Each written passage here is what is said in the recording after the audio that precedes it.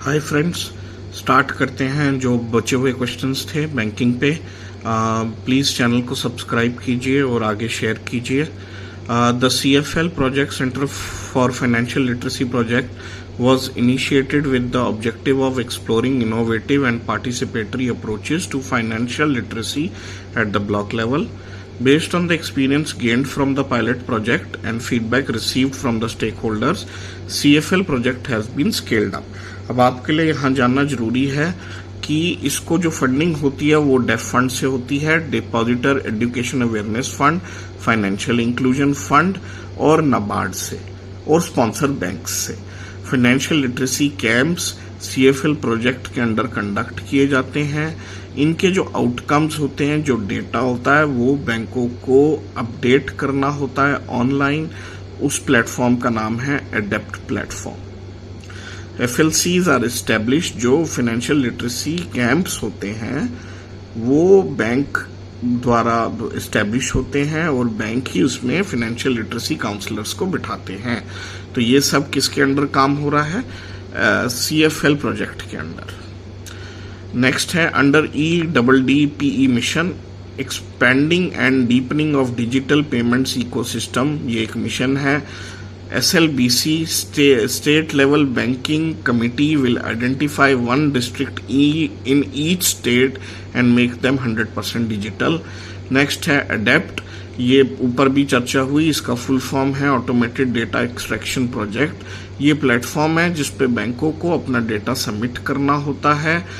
ये एक automated platform है, तो RBI अपने आप भी बैंकों के उससे जो सर्वर है उससे ये डेटा उठा सकता है without minimum human intervention. Next platform है XBRL। इसका फुल फॉर्म है extensible business reporting language.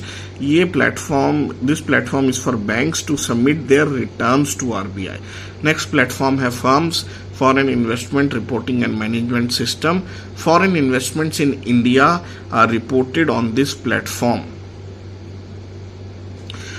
Next platform है FLAIRS, Foreign Liabilities and Asset Information Reporting.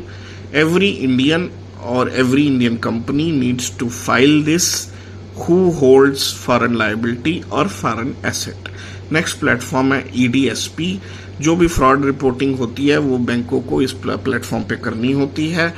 अब जो लेटेस्ट वर्जन है, जो लेटेस्ट प्लेटफॉर्म है, वो EDSP से बहुत बेहतर है। उसका नाम है दक्ष। नेक्स्ट प्लेटफॉर्म है FETERS. Foreign transactions are reported on this. तो ये फेटर्स पे फॉरेन ट्रांजैक्शंस रिपोर्ट होती हैं, यानी कि जो भी फॉरेन ट्रांजैक्शन की उसको रिपोर्ट करना होगा कंपनी को। और फ्लेयर्स पे फॉरेन लायबिलिटी और एसेट की रिपोर्टिंग करनी होती है। तो फ्लेयर्स में क्वार्टरली या हाफ ईयरली करनी होती होगी और फेटर्स पे जब ट्रांजैक्शन हुई तब करनी होती होगी। और फर्म्स है फॉरेन इन्वेस्टमेंट एंड रिपोर्टिंग, जो फॉरेन इन्वेस्टमेंट इंडिया में हुई। तो इन तीनों में डिफरेंस आशा करता हूं आपको समझ आ गया होगा। नेक्स्ट क्वेश्चन है, with the view to expand money market, RBI recently allowed regional rural banks to participate in the call notice term money market for LAF and MSF. Schemes by RBI in order to enable banks to help stressed sectors are। ये schemes आपसे पूछी जा सकती हैं कि stress sectors को help करने के लिए RBI ने जो स्कीम्स लॉन्च करी हैं वो कौन सी हैं। पहली स्कीम का नाम है LTRO, long term repo operations. दूसरी स्कीम का नाम है emergency credit line guarantee scheme. Next question है, launch of Jan Dhan Yojana in 2014 resulted in every household having access to formal banking services। तो ये बहुत इंपॉर्टेंट जानकारी है। The banking correspondent model, the BC model has insured last mile delivery. जहां जहां banks की branches नहीं है वहां पे बैंकिंग करस्पॉन्डेंट जो बैंक द्वारा रिक्रूटेड होते हैं वो जाते हैं अपनी मशीन लेके और जो बेसिक बैंकिंग सर्विसेज हैं वो कस्टमर्स को उपलब्ध कराते हैं। The jam, that is Jan Dhan Aadhaar mobile ecosystem has created massive financial inclusion, bringing 80% population under formal banking channels।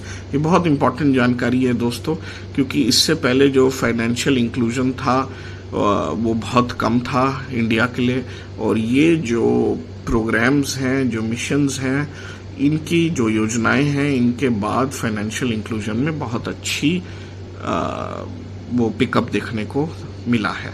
अभी काफ़ी जैसे कि यहाँ लिखा है कि 80% of the population has been covered. This is a very good figure.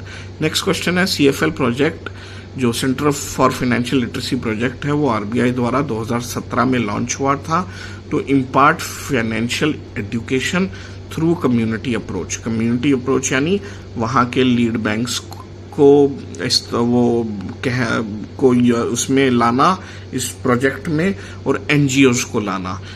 Each block in India to have CFL यानी कि जो सेंट्रल फॉर लिटरेसी है वो 2024 तक हर एक ब्लॉक में होनी चाहिए। नेक्स्ट क्वेश्चन है, financial literacy centres are open by banks under the lead bank scheme. दोस्तों CFL भी लीड बैंक स्कीम के अंडर होता है और FLC भी लीड बैंक स्कीम के अंडर होता है। Are open FLCs